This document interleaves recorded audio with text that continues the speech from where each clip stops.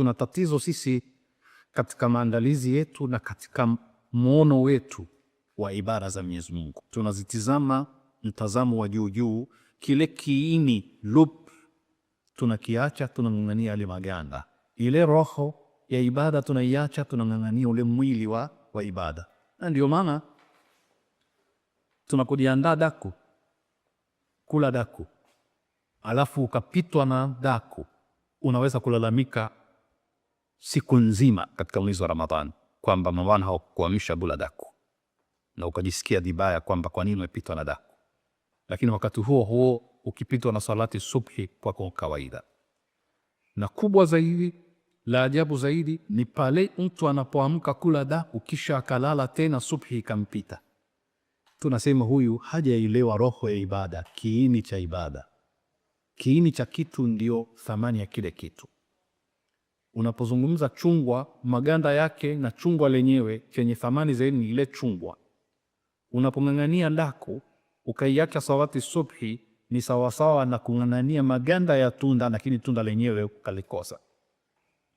Kwa sababu ikiwa wewe utapitwa na salati subhi ikawa jambo la kawaida kwako, alafu daku kupitwa na daku ikawa si jambo la kawaida, hujaelewa maana ya ibada. Sasa katika hali kama hiyo, futari zetu vile vile ni maandalizi ya kula baada ya kujizuia kula kwa muda mrefu.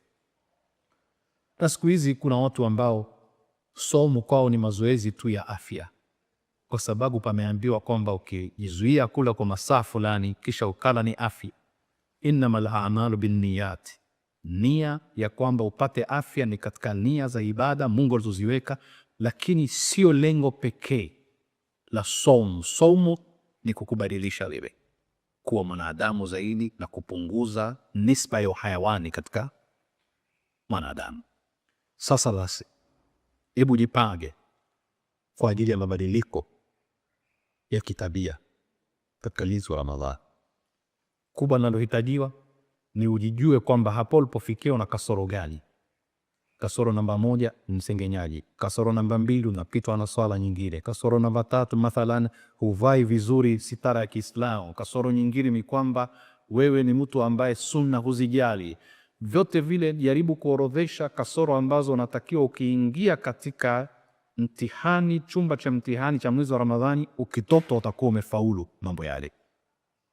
Ramadhani ni agent of changes, ni wakala wa Mungu wa kuleta mabadiliko. Usikubali kuingia ndani ya Ramadhani kisha ukatoka bila kubadilika.